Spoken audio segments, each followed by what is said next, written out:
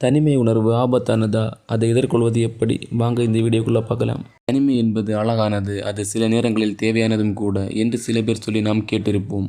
அது தனிமை அல்ல, அமைதி. தனிமை என்பது வேறு, அமைதி என்பது வேறு.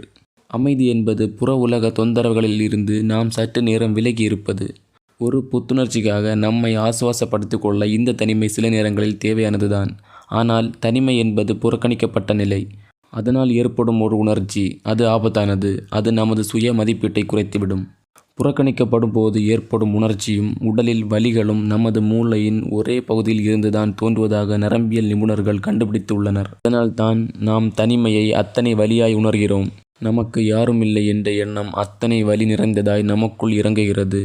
தனிமை என்பது ஒரு உணர்ச்சி. ஒரு கோபத்தைப் போல, ஒரு மகிழ்ச்சியைப் போல, ஒரு துக்கத்தைப் போல அதுவும் ஒரு உணர்ச்சி. அவ்வளவுதான். நமது சந்தர்ப்ப சூழ்நிலைகள் மாறும்போது, நம்மை நோக்கி ஆறுதலாய் ஒரு கரம் நீளும்போது, நம்மை ஒருவர் முழுமையாக புரிந்து கொள்ளும்போது, நமக்கான கவனத்தை ஒருவர் கொடுக்கும்போது, நீரில் கரையும் பனிக்கட்டி போல தனிமை கரைந்துவிடும்.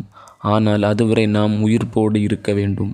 தனிமையில் இருந்து நாம் மீண்டு வர நமக்கு யாராவது ஒருவர் தேவைப்படுவது போல நாமும் நம்மை சார்ந்தவர்களுக்கு தேவைப்படுவோம். ஏதாவது ஒரு சந்தர்ப்பத்தில் நம்மை சுற்றியுள்ளவர்கள் தனிமையாய் உணரும்போது அதிலிருந்து அவர்களை மீட்டு கொண்டு வருவது மிக மிக முக்கியமானது.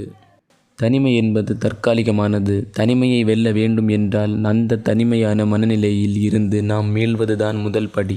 மனிதர்களோடு எப்போதும் ஒரு பிணைப்பை ஏற்படுத்துவதே அந்த மனநிலையில் இருந்து நம்மை பாதுகாத்து கொள்ளும் வழி. ஓகே ஃப்ரெண்ட்ஸ், தேங்க்ஸ் ஃபார் வாட்சிங் மை வீடியோ. ப்ளீஸ் மறக்காமல் சப்ஸ்கிரைப் பண்ணுங்கள், லைக் பண்ணுங்கள். இந்த வீடியோ பற்றி ஏதாவது கருத்து இருந்தால் மறக்காமல் கமெண்ட் பண்ணுங்கள், அப்புறம் ஷேர் பண்ணுங்கள்.